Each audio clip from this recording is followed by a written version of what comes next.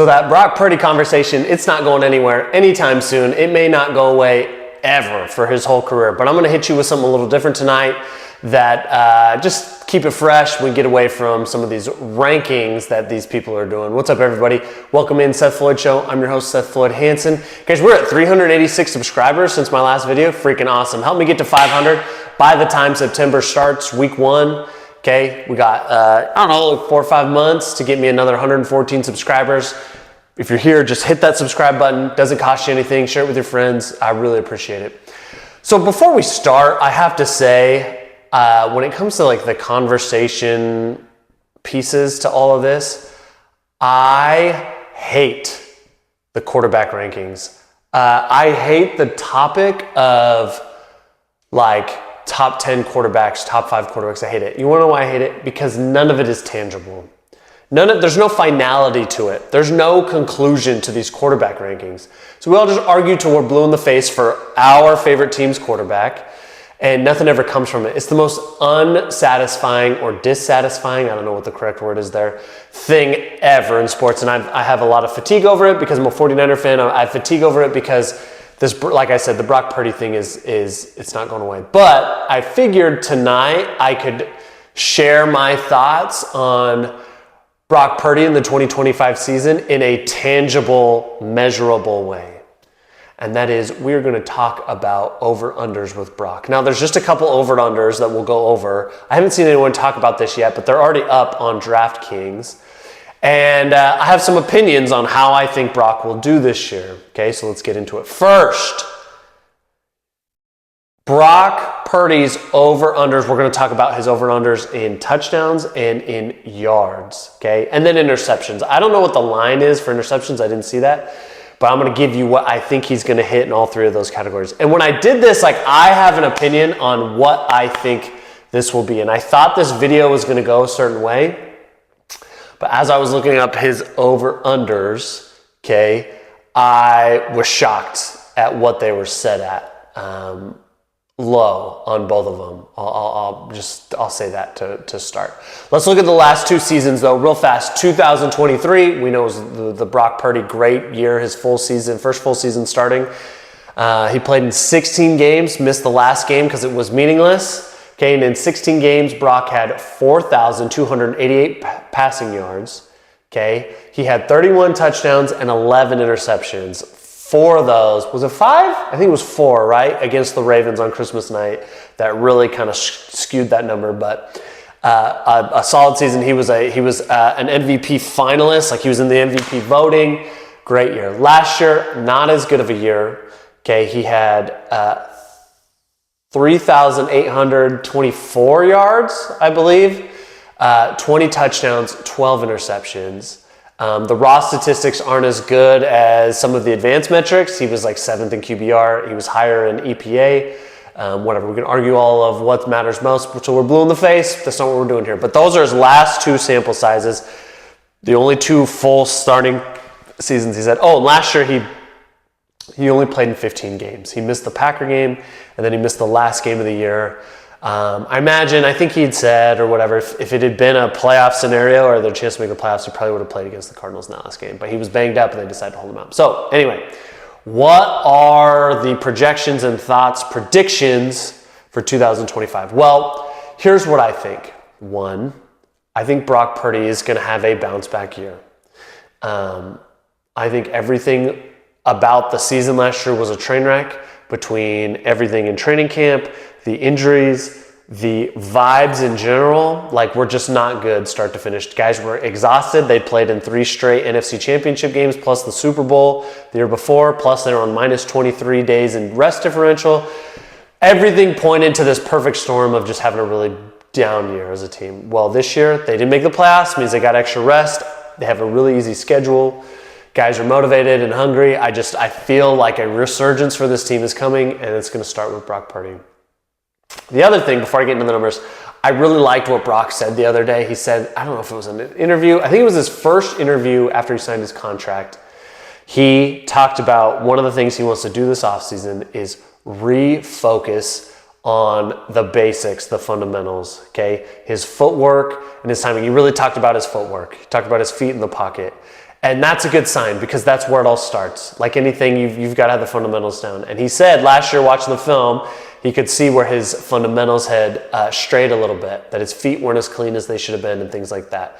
And he said when he was a rookie, that is all he focused on because obviously he started out as the QB3, started out lower than that, but once the season started, he was QB3, then QB2, and he said he was just focusing on his fundamentals, the little things to make sure that he was ready in that sense when he got out there. So he said he wants to get back to that, which is great. That's a good thing.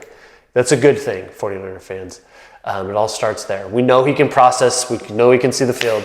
But he just plays a basic, simple game. Ball out on time, good feet, make the right reads, and let's run the ball well too offensively and get this thing rocking and rolling. So with all of that said, I looked up his over-unders. If you haven't yet, I looked up on DraftKings. Josh, maybe you can throw it up. If not, it's okay. I couldn't believe this one, how low his passing yards is set at right now. Brock Purdy's over-under for his passing yards is set at 3,800 and a half. So to hit the over, he's got to have 3,801 passing yards. Guys, last year was a bad year. He only played 15 games. All the injuries on the offense, just everything was going wrong. And he hit the over. He had 3,824 yards in 15 games. Like, last year was hopefully the worst we ever see Brock Purdy. It wasn't as bad as everyone thinks, but we all agree it wasn't his best. Hopefully we don't see that year again. And he hit the over, and he only played in 15 games. So like, smash the over on that. If you're a betting man or woman, if you're watching this, smash the over. Because if this dude plays 15 games, he's going to hit it because he's going to have a bounce back year. And even when he had a down year, he hit it. So I couldn't believe that number was so low. Seems crazy to me, but maybe Vegas knows something we don't. I think Brock actually is going to set his career best this year, which is only a small sample size, but his career best is 4,288 yards. I think he's going to hit the 4,400 yard mark, which in 2023, if he'd played the 17th game against the Rams, if they'd needed that for playoff positioning, he would have hit it, I would imagine, because he only needed 112 to hit 4,400. Okay, 212 to hit 4,500. I don't think 4,500 is off the table. But 4,400 yards, I think, is the sweet spot. That's where I think Brock is going to hit. So I think he's going to clear the over and under line by Vegas by 600 yards. To hit, so just so you know, for a per game basis, to hit 3,800 yards, 3,801 yard to hit the over, he's got to average 224 passing yards a game, which is not crazy, right? Like usually we're hoping, that's like a Jimmy Garoppolo stat line, right? 220 and a touchdown and 2 interceptions. That's kind of the Jimmy Garoppolo. I think Brock clears that most of the time. To hit 4,400, he's got to average basically 260. I think it was it might have been like 258, but rounded up 260 a game, which again, like that's a little tougher, but we're only talking about, oh man, math is hard. 35 yard difference between in 3,800 and 4,800 per game. So you get my point. Like 260 game, not crazy. Obviously, it doesn't work like that. He doesn't do it every week, but some games he's going to hit 300. Some games he's going to be closer to 200. It evens out. But I think on average, 260 a game is not out of the realm of possibility. Part of that is because I don't think you're getting the 2023 49ers where they were blowing everybody out. And even when they did, like he was 4,300 yards, like basically. I think you're going to have you're playing an easier schedule, but I think you're going to have a lot of one-score games in the second half, which is going to force them to throw the ball still. So take that for whatever you think it's worth. But I'm going to say 4,400 yards for Brock this year. Tell me if I'm crazy. I think it's crazy to think he's going to hit under 3,800. If he plays at least 15 games, I can't imagine a scenario where he hits under 3,800. If you're betting the under, I think you're betting that he's going to get hurt, which you can do. But that's like a really low number, especially in a 17-game season, especially when the dude played 15 games last year in a bad year and hit the over. Passing touchdowns. This was also low. I thought that when I was like, oh, I'm going to do this video, my little plot twist or whatever is I'm going to have him be under on touchdowns because I expected the touchdowns to be set from anywhere from like 28.5 to 30.5, somewhere like that. No, they have his passing touchdowns at 23.5. Guys, that is a crazy low number. Crazy low. I know he only had 20 last year, but again, played 15 games. If he plays 17, he probably hits that over. It was a bad year regardless. Like, it wasn't a good year from his receivers. There were multiple games. I mean, Brandon Ayuk, who was supposed to be your best receiver, was out half the season. Jennings missed a couple games. Debo was not very good last year. CMC barely played. He played in like 4 games all of last year, okay? George Kittle and Jennings were like your 2 real go-to guys. So I'm just assuming that the health improves a little bit. Assuming McCaffrey, even if McCaffrey doesn't play 17 games, which he probably won't, if he plays 10 games, your passing touchdown number should go up simply from checking it down to him in the red zone, or just the mismatches he creates, the openings it creates, that having him on the field. You get my point. Okay, only at 23.5. Now, I don't think he's going to hit his 2023 number touchdowns, 31, which isn't even that crazy. I think he's going to be under, but I think it's going to because there is such a focus on running the ball efficiently in the red zone, specifically inside the 10. I think this is going to be where Brock's going to have a lot of passing yards, a lot of balls like pushed down the field, and I think as soon as we get inside the 10-yard line, Kyle Shanahan is going to, for sure, he's going to start having his best work yet in the run game, that pull out stuff people haven't seen before, and it's going to be a lot of rushing touchdowns this year. That's my hope. I'm hoping that's why they drafted Jordan James. I don't think CMC is going to have, the 23 touchdowns or 21, whatever he had. Like, I think CMC is going to have 10, Gravendo's going to have 5, and then hopefully Jordan James has 5. You get my point. It's going to be something like that, but I think it's going to be a lot of rushing touchdowns. So my official prediction for the touchdowns, I think is going to be 28. That's what I'm going to set it at, 28. I really thought the over-under would be like 28.5, and I was going to take the under. I think we'll be happy with 28 because I think we're going to run the ball so efficiently inside the 10 that you'll be like, yeah, this is good. He'll have a few long touchdowns throughout the year, but we're not going to see a ton of balls like second and goal from the 5 and we're like lining up in the spread to throw it. Like, I just don't think we're going to see that this year. I think Kyle Shanahan is going to make it a point. We are going to figure out this run game because that killed us last year. 2023, we were really good running the ball inside the 10 in the red zone. Last year, we were really bad at it. So hopefully we can just pick it up a little bit. So I have 4,400 yards, 28 touchdowns, and then interceptions. This is where we really need to see Brock have his best year, okay, with the INTs. Last year wasn't great, obviously. In 2023, should have been better. And again, he threw those interceptions in the Ravens game, but clearly he was in a funk that night. That was like an outlier game. I think Brock's going to hit under 10 interceptions this year. I don't know what the over-under picks is, whatever. I didn't see it on DraftKings, but I think he's going to be under. I'm going to be under 10 interceptions. So I'm going to say he's going to be at 8. I think he's going to be dialed in to protect the football. I think he's going to trust his guys. I think last year, obviously, probably got a little squirrely because he didn't have some of the playmakers he's had in 23. So maybe he's trying to force the ball a little bit, and in situations where you're trying to make a play when you're down in the fourth quarter. I think you're going to have a lot of games where you have the lead. It might be a 1-score lead in the fourth quarter, but you're going to have the lead against some of these teams that aren't as good, and Brock will be really smart with the football. Okay, that's just how I see it playing out.